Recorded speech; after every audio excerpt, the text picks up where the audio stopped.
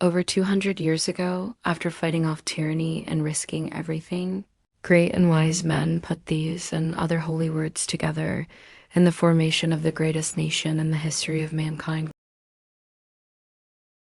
Congress shall make no law respecting an establishment of religion, or prohibiting the free exercise thereof, or abridging the freedom of speech, or of the press, or the right of the people peaceably to assemble, and to petition the government for a redress of grievances. Let's watch as these holy words are tested in modern times.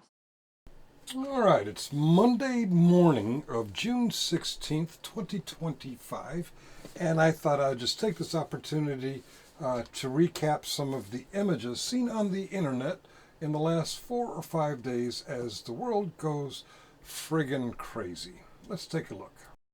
By now, we're all familiar with all the empty seats at the parade.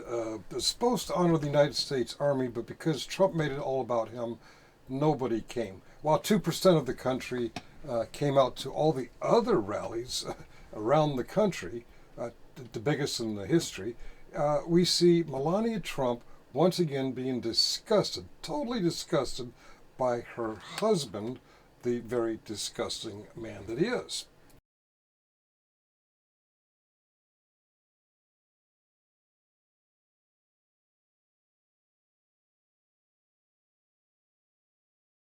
This clip is from Trump's Russian friends making fun of our military while he's showing how sharp some of the totalitarian militaries are. This one's North Korea. Then he picks up on something that most people didn't.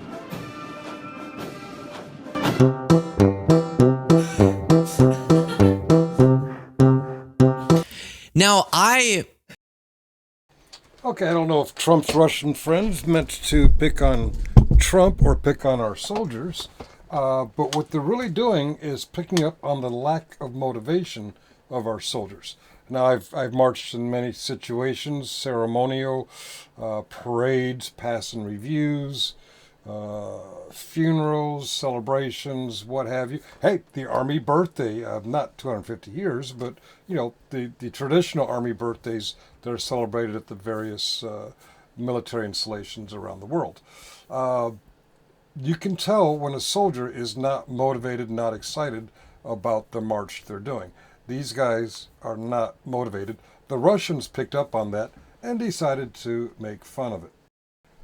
Next up is an 87-year-old veteran who fought totalitarianism and just this past, I think it was Thursday or Friday, got arrested because he was part of a veterans protest against Trump. And the right, of course, they spun it as a insurrection because it was at the Capitol building. 60 folks peacefully crossed the line and sat down, and this is one of the gentlemen who got arrested. Directive, John. How's it feel to get arrested at 87? He said, I'm just beginning. I'm just beginning, my friend. Just beginning, okay. I'm going to just get a little seat, but I'm starting again. And next up, I don't think they're intentionally making fun of the Army, although it could be spun that way. Or maybe it is that way, I don't know. But I think they're actually making fun of Trump's parade. But either way, it's kind of funny. You got to look at it with a light heart and enjoy.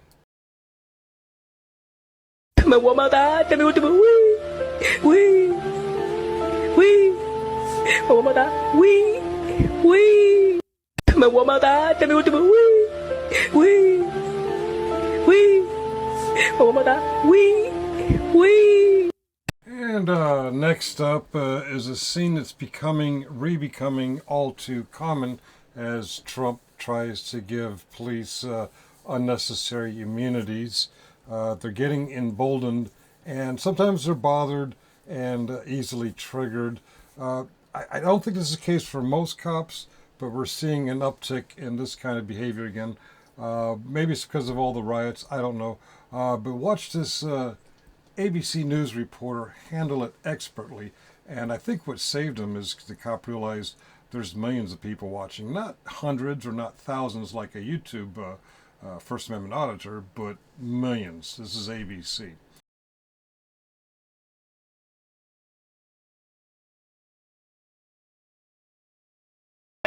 You're on TV, and now you're pushing me on live television. All right, we didn't touch anybody. You know that's true. You're okay. Thank you. I got it. So you can see, obviously, tensions are extremely high here. Yes, because you touched the officer. Don't touch the officer. We have video testimony. Nobody touched an officer. Okay. Obviously, massively high tensions here. These folks are tired. They are also hot. It's a long day, and it's been a long week. We clearly didn't touch the officers. You're on live television, sir. Yes, you did. We were live on the air. Thank you so much. We will stay back. We appreciate what you're doing here. Tensions are high. That was a moment that we haven't experienced very often here. I think that there has been respect. Now, I'm an American. Most Americans, like me, love a good parade.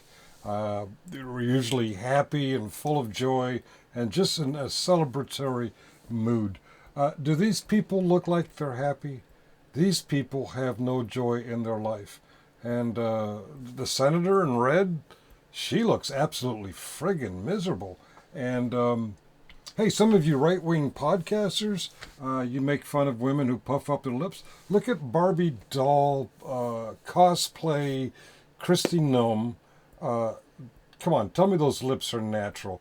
I don't think you can. But overall, these people in Trump's circle, they are very unhappy people. Their faces tell it all.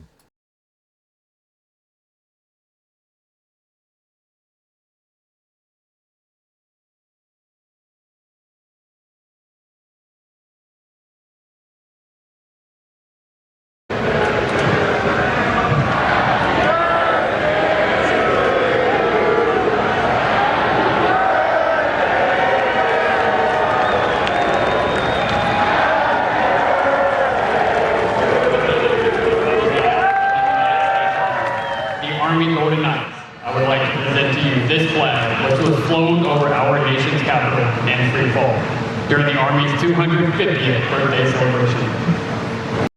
Okay, I've seen the Army present a widow a flag. Tell me this parade isn't all about Trump, when Trump, who approves the script, had approved the script where some soldier brings him a flag that was flown over the Capitol. Now, it's not clear if he means the White House or in the area or over the Capitol building. But let's take a look at how miserable Trump looks. This is his birthday. This is his parade. He looks so sad. Okay, next up is either Lee Greenwood or some old geezer singing Lee Greenwood's song. I'm proud to be an American, or at least I know I'm free. I got a little case of the ass with Mr. Greenwood. All Trump events have this and YMCA by the Village People.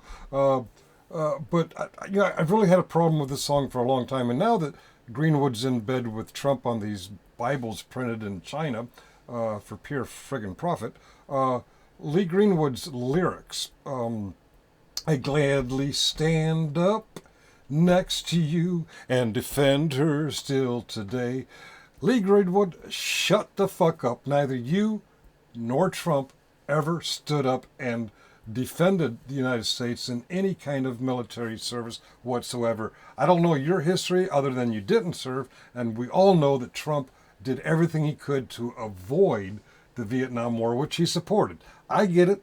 There were other presidents who didn't serve. William Jefferson Clinton also didn't serve, but at least he didn't serve because he opposed the war that people were being drafted for. The Trump family supported the war, but they didn't want little Donnie to go with his little fucking bone spurs. By the way, Finkels ran a marathon with bone spurs. Anyway, let's go on.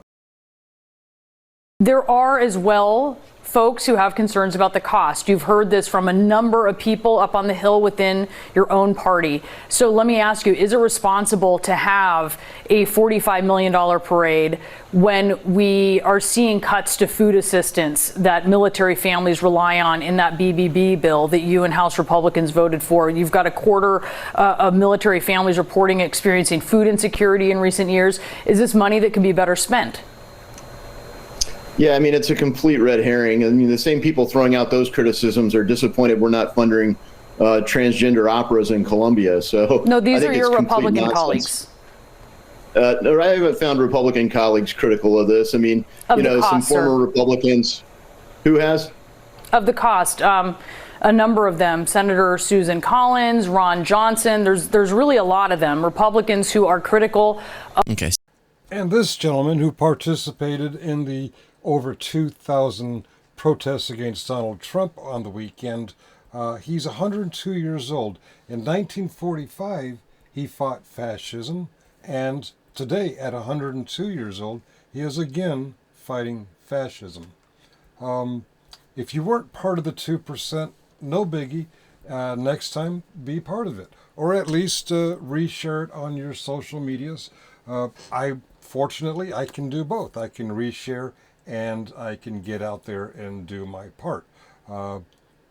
Show me a right-wing podcaster who can actually do both. I see a lot of them sitting in their sweaty chairs 8, 10, 12 hours a day, restreaming stuff, but I don't see them actually get out there like I do. And I get it, if there's a health problem, they shouldn't, but they sure do talk a lot of shit for someone who can't, if they truly can't.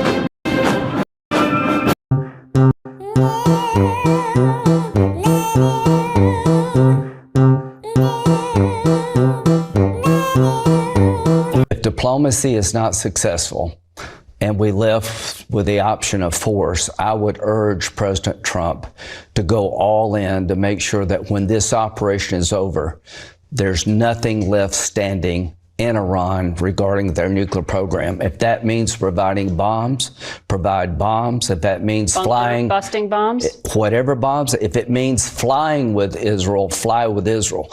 The worst possible outcome for the world is to take the Iranian nuclear program on and leave it standing. That will be a disaster. Senator Bloom. If Iran refuses this offer of the United States, I strongly believe it is in America's national security interest to go all in to help Israel finish the job. How do you respond to Senator Graham's call to go all in and help Israel finish the job, Senator?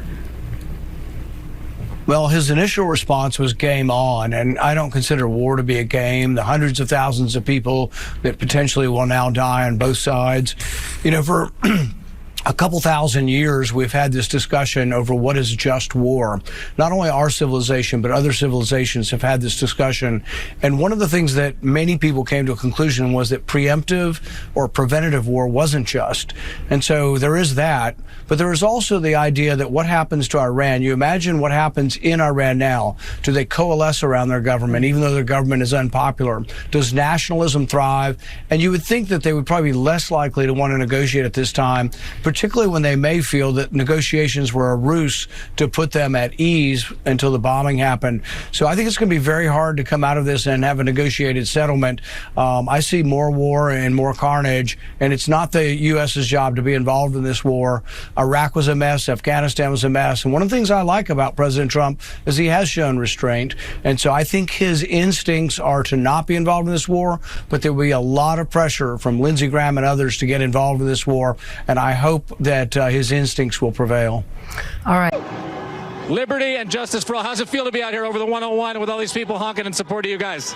It feels good to know. I mean, there's no reason for all of this. I mean, it's unlawful. We can't have a president who a felon, honestly. I mean, these are people who have been here. They provide for us not just labor, but they're human beings. They deserve rights. But this is it, so there's flashbang grenades going on outside, Chris, but how old are you? What grade are you in, buddy? I'm in I'm going to go into 4th grade and I'm 9 years old. Oh, cool, man. Congratulations. You probably just graduated. That's what's happening out here, okay? So 2 blocks away, David Noriega. There's no earthly force more powerful than the brave heart of a U.S. infantryman. There's no earthly force more powerful than the brave heart of a U.S. infantryman. All right, what is an infantryman, and what's up with that weird shoulder twitch? Is he having some kind of health issue? There's no earthly force more powerful than the brave heart of a U.S. infantryman. Another sad look at all the empty space, all the empty bleachers. This should have been a huge, huge event. What happened, Donald? Donald, why do you look so sad?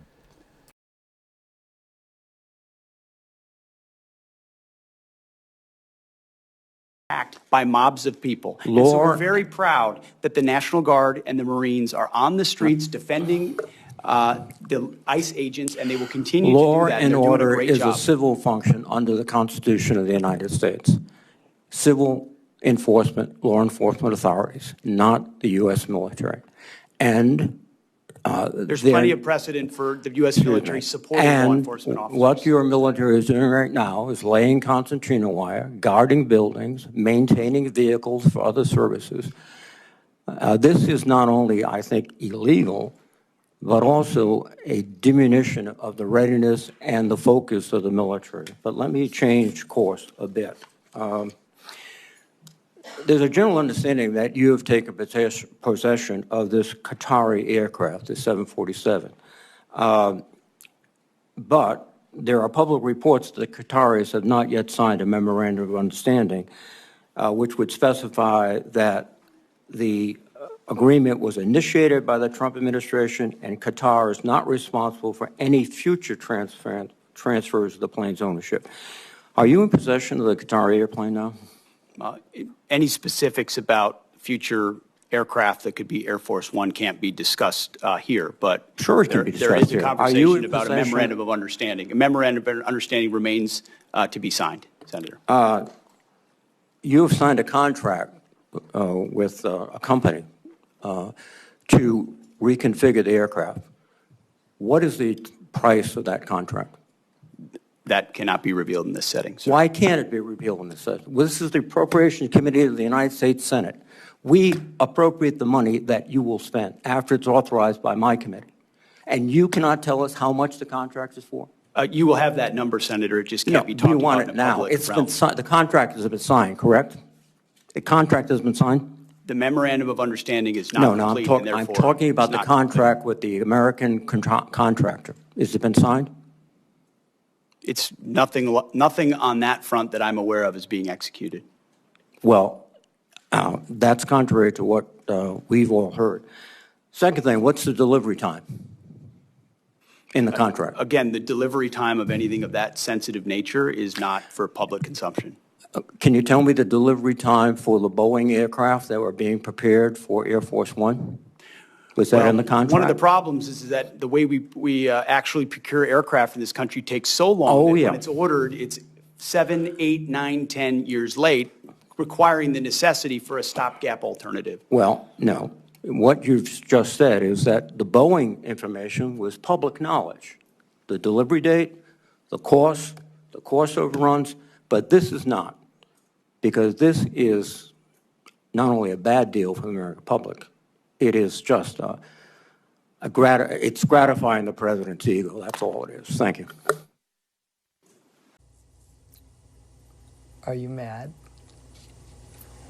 Are you bothered? Just a little? You seem mad. Well, there's only a few things left for you to do. Let me see. First thing you need to do is click the like button. Click that little thumbs up thing. And what else can you do? You can subscribe. If you haven't subscribed, you can subscribe.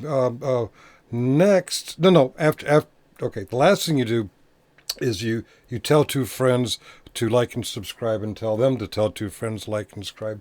But then, before you do that, you want to click on either of the two video links that are popping up on your screen here at the end, so that you can watch some more of my material, so I can get clicks and views, and because I like clicks and views. I'm doing this for the clicks and views. Why are you watching? To give me clicks and views. All right, so click it and view it, and subscribe and like and all that other stuff.